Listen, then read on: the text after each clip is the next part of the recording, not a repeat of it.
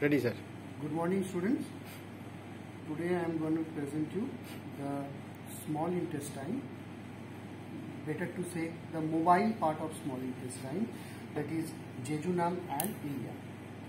Now this part is mobile as because it is suspended from the posterior abdominal wall by the mesentery.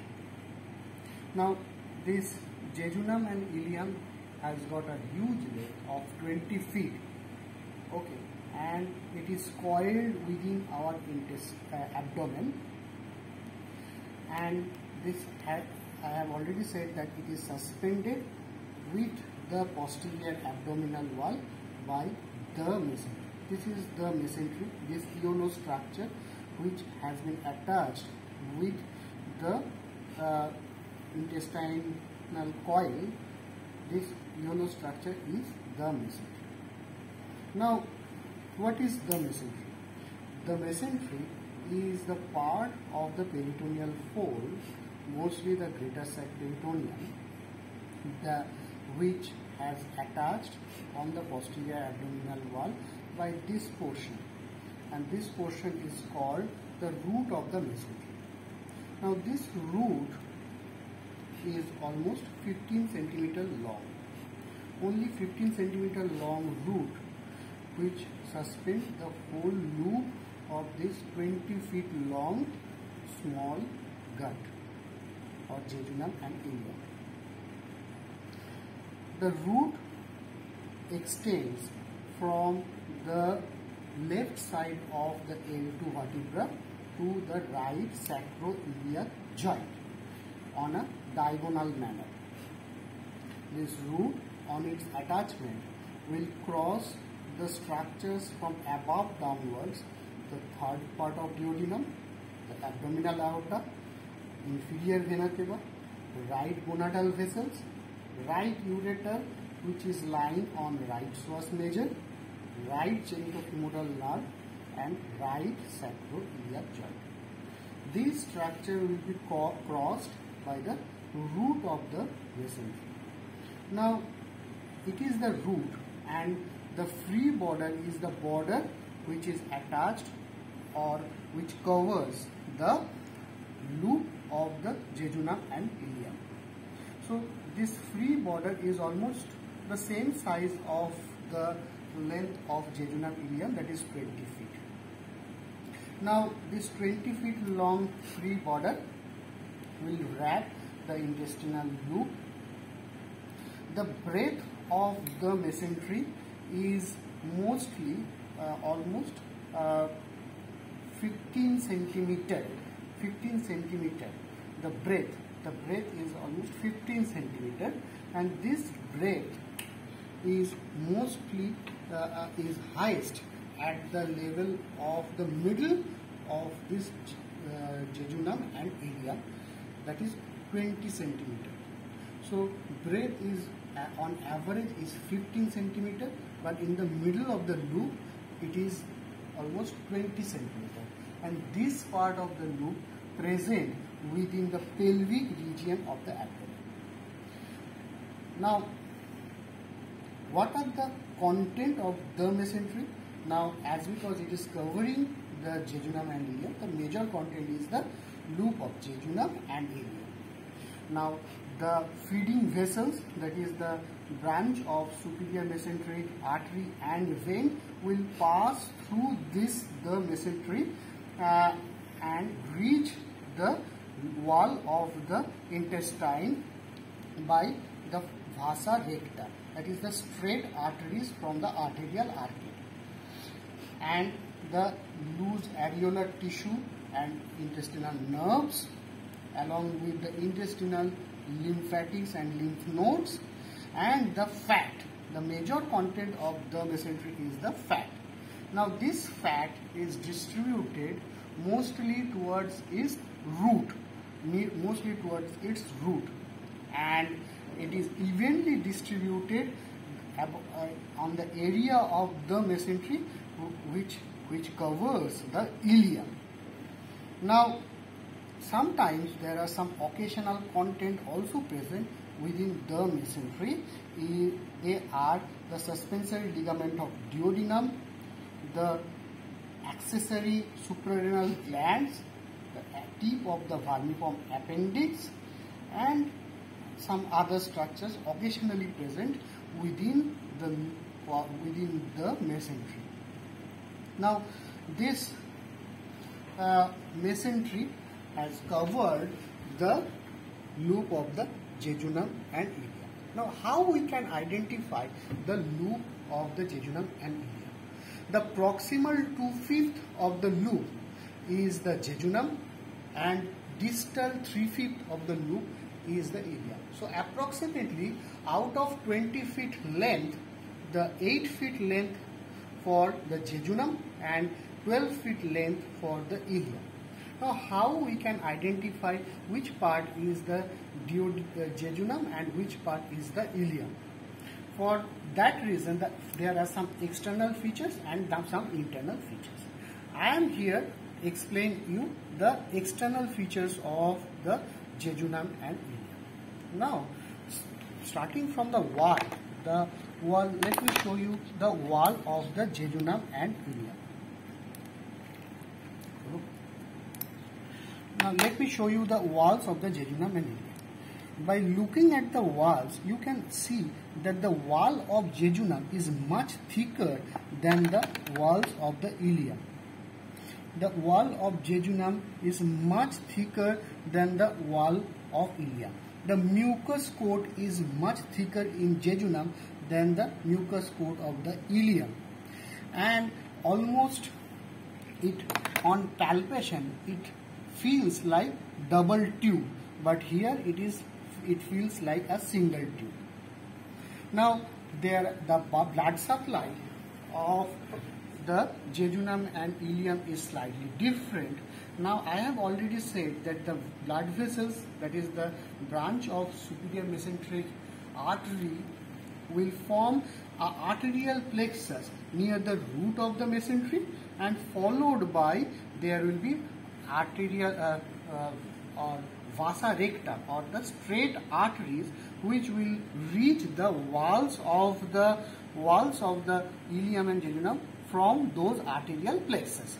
Now, this here in the jejunum and ileum, the arterial plexus will form 1 or 2 rows, but in ileum there will be 3 or 4 rows present before forming the vasa recta. Now, these vasa recta will supply the wall of of this part of intestine by alternate manner, not like the duodenum, where there is an anterior and posterior row of vasa recta. Here there is a single vasa recta which reach the wall of the small intestine and subsequently supply the wall of the intestine by an alternate manner. Now, this vasa recta has been formed by, in ileum there is 3 or 4 rows of arterial plexus from where the vasa recta. So, the vasa recta in the ileal region are much closer to its loop than the jejunal region. The jejunal region vasa recta are much longer in length than the ileal region. That is why, and also there is a distribution of fat. Then in the ileal region, the mesentery has an even distribution of fat within it. But in jejunal region, the mesentery has got mostly its fat distributed near its root. That is why there are sometimes, if we put a light on the mesentery near the jejunal region, there will be a translucent window between the 2 vasa recta present here in the jejunal region. But in the ileal region, we cannot find any translucent window when we put a light within the mesentery. Now, how we can identify this part of small intestine from the duodenum? Now, the major difference is from the duodenum is the arterial arcade, which is present alternately in this jejunum and ileum part, but there are 2 rows of arterial arcade present within the duodenum. Also the mesentery. Now this part of the intestinal loop is mobile part of it. Now that is why it has been suspended by the mesentery from the posterior. But the duodenum, we already know, it is the fixed part of the small intestine. That is why it has been covered by the greater sac peritoneum. This is the way we can differentiate this part of the small intestine with the duodenum. Also the length of this part of small intestine is much bigger than the part of the duodenum. Internal features of the jejunum and ileum will be discussed in histology sections of our discussion, and these are the external features by which we can identify the jejunum and ileum separately, also the part of the small intestine from the duodenum separately. Again I am showing you the wall of the small intestine by which you have to identify which part will be the ileum. This part, you can see the thickness is much thinner than this part, which is much thicker in thickness of the wall.